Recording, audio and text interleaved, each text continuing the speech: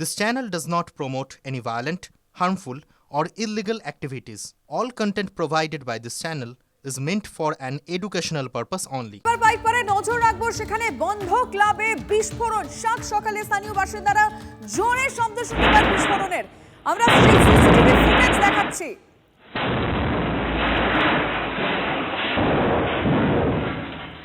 Exclusive সেই CCTV footage এই মুহূর্তে টিভি 9 বাংলায় আপনারা দেখলেন।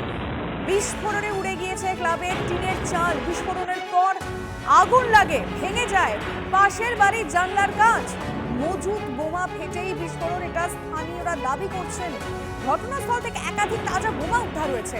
ঘটনাস্থলে বম স্কোয়াড পৌঁছেছিল, স্নিফার ডগ তারা নিয়ে গিয়েছে। সমস্ত বিষয়টা এই মুহূর্তে খতিয়ে দেখা হচ্ছে। সৌভিক আমাদের রিপোর্টার এই মুহূর্তে একেবারে গ্রাউন্ড জিরো থেকে, ঘটনাস্থল থেকে রয়েছেন। আমি সৌভিকের সাথে কথা বলবো। সৌভিক, শেষ কি খবর পাচ্ছ?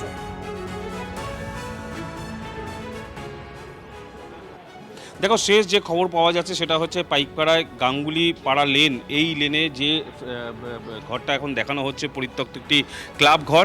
এই ক্লাব ঘর থেকে কিন্তু কিছুক্ষণ আগে বোম স্কোয়াড 6টি তাজা বোমা উদ্ধার করে নিয়ে গেছে এবং 2টি বোতল, সেই বোতলের মধ্যে কিছু তরল জাতীয় রয়েছে, সেগুলো ডিটেক্ট করবার চেষ্টা করছে এবং ইতিমধ্যে কিন্তু সেই বোমা নিষ্ক্রিয় করার যে প্রক্রিয়া, সেই প্রক্রিয়া কিন্তু শুরু হয়েছে। বোম স্কোয়াড বেরিয়ে গেছে, যদিও পুলিশ আধিকারিকরা তারা রয়েছে। একদম সকালবেলা 6:15 নাগাদ এই বিস্ফোরণে কিন্তু যথেষ্ট পরিমাণে আতঙ্ক ছড়িয়েছে এলাকার লোকেদের মধ্যে। এবং তোমাকে জানিয়ে রাখি, সকাল 6:15 নাগাদ যখন বিস্ফোরণ হয়, 2 থেকে 3টি বোমা একসঙ্গে ফাটে এবং সেই সময় কিন্তু পুরো ঘরটি, অর্থাৎ যে ক্লাব ঘরটি দেখানো হচ্ছে সেই ক্লাব ঘরটিতে আগুন লেগে যায়। স্থানীয় মানুষজন আগুন নেভাতে এসে দেখে সেখানে আরও বেশ কয়েকটা বোমা পড়ে রয়েছে। তখন কিন্তু আতঙ্কে তারা সেখান থেকে বেরিয়ে যায়। খবর দেওয়া হয় পুলিশকে, বোম স্কোয়াড আসে, স্নিপার ডগ আসে। ইতিমধ্যে সেই বোম নিষ্ক্রিয় করা হয়েছে। নিষ্ক্রিয় করার যে প্রক্রিয়া, সেই প্রক্রিয়া পুলিশ চালাচ্ছে। কিন্তু কীভাবে এই বোমা এখানে মজুদ হলো, কে বা কারা বোমা রাখলো, সেটা নিয়ে কিন্তু প্রশ্ন উঠছে। এবং যেহেতু একেবারে জনবসতিপূর্ণ একটা এলাকা, তুমি দেখতে পাচ্ছ যে টিনের টুকরোগুলো এখন দেখানো হচ্ছে, এই টুকরোগুলো কিন্তু ছিন্ন ভিন্ন হয়ে গেছে বিস্ফোরণে। যদিও 2টো মাত্র বিস্ফোরণেই এই অবস্থা। যে বোমা মজুদ ছিল সেই বোমা যদি সবকটা যদি ফাটতো তাহলে কিন্তু তার তীব্রতা অনেকটাই বেশি হতো। এবং একেবারে ঘন জনবসতিপূর্ণ একটা এলাকায় এইভাবে বোমা কে বা কারা রাখলো সেটা নিয়ে প্রশ্ন উঠছে। যদিও এই স্থানীয় ক্লাবের যারা সদস্যরা, তারা যেমনটা জানাচ্ছে, প্রায় 4-5 বছর ধরে কিন্তু এই ক্লাবটি পরিত্যক্ত অবস্থায় ছিল। ক্লাবের সামনে কিন্তু দরজায় তালা মারা ছিল। যদিও পিছন দিকে যে পাঁচিল রয়েছে সেই পাঁচিলটা ভাঙা অবস্থায় রয়েছে। তাদের সন্দেহ যে দুষ্কৃতীরা এই বোমা রেখেছে সেই বোমা কিন্তু পিছন দিক থেকে ঢুকে এসেই ভিতরে মজুত করা ছিল। কিন্তু এই মজুত করা বোমার কি মোটিভ ছিল, কি কারণে বোমা মজুত করা হয়েছিল, সেটা নিয়ে কিন্তু ইতিমধ্যে প্রশ্ন উঠছে। যদিও যিনি বড় চেয়ারম্যান তিনি এসেছিলেন, তিনি কিন্তু পরিষ্কার জানান যে কেউ অসাধু চক্রের জন্য এই জমি সংক্রান্ত বিষয়েই কিন্তু এই বোমা মজুত করেছে। নজরদারির অভাব ছিল, নাহলে পুলিশের একেবারে ঘন জনবসতিপূর্ণ একটা এলাকা, সেখানে এইভাবে বোমা মজুত করে কে বা কারা রাখলো, এই নিয়ে কিন্তু প্রশ্ন উঠছে। এবং যখন এই ঘটনা ঘটে 6:15 নাগাদ, এই ঘটনায় কিন্তু যথেষ্ট পরিমাণে আতঙ্ক ছড়ায়। স্থানীয় মানুষজন তারা আতঙ্কিত হয়ে পড়েন, কারণ একেবারে সকালবেলায় বিস্ফোরণে পুরো এলাকা কেঁপে ওঠে। এবং যে ক্লাবটি দেখানো হচ্ছে, এই ক্লাবের কিন্তু জমি নিয়েও একটি বিবাদ রয়েছে। স্থানীয় যারা এই ক্লাবের সদস্য তারা যেমনটা জানাচ্ছেন যে বহুবার কিন্তু প্রমোটিং করবার একটা প্রচেষ্টা চলছিল। এখন সেই জন্যই এখানে কেউ মজুদ রাখলো বোমা, না এই বোমা রাখার পিছনে কি উদ্দেশ্য রয়েছে, গোটা ঘটনা কিন্তু খতিয়ে দেখছে পুলিশ। তুমি নজর রাখো সৌভিক। উদ্দেশ্য হচ্ছে এটা প্রমোটিং করার জন্য, আর কোনো ক্লাবটা, দেখুন পার্টিকুলার ক্লাবটাকেই দিয়েছে। জমিটা লিগ্যাল জমি।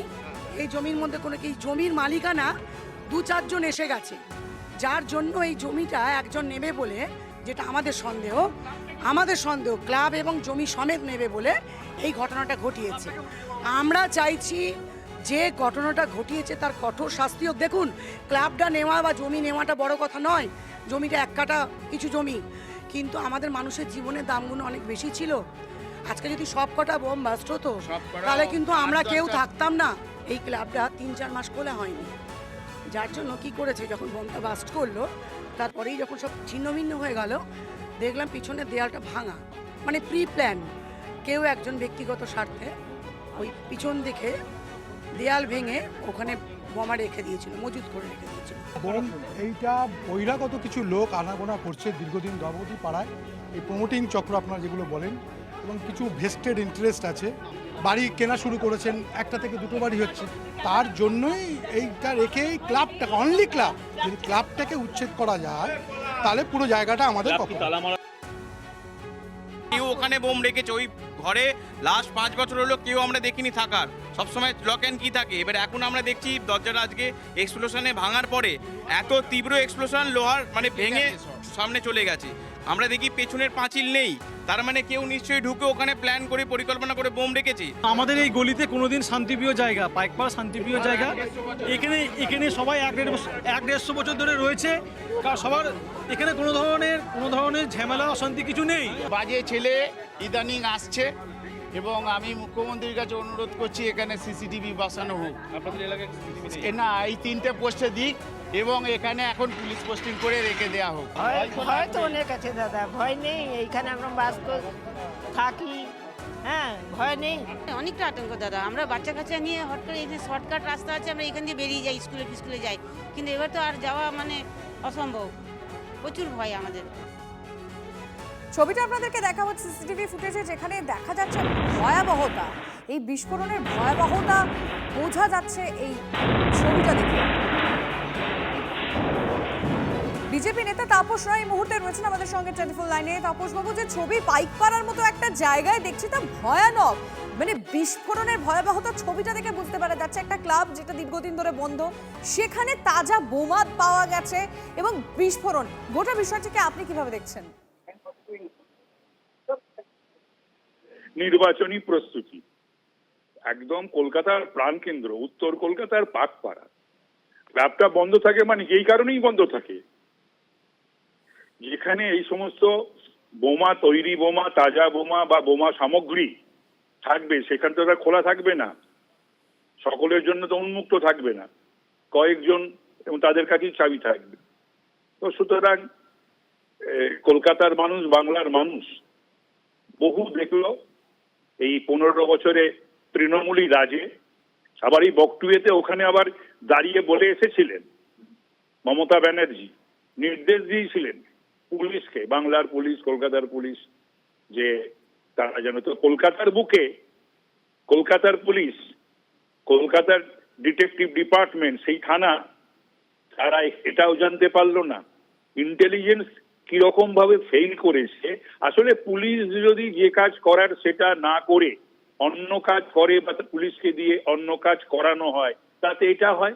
পাকপাড়ার বুকে এইরকম ধরনের বিস্ফোরণ আর এত তাজা বোমা পাওয়া যাবে, কলকাতা পুলিশ জানে না বা জানবে না, লোকাল পুলিশ জানে না বা জানবে না।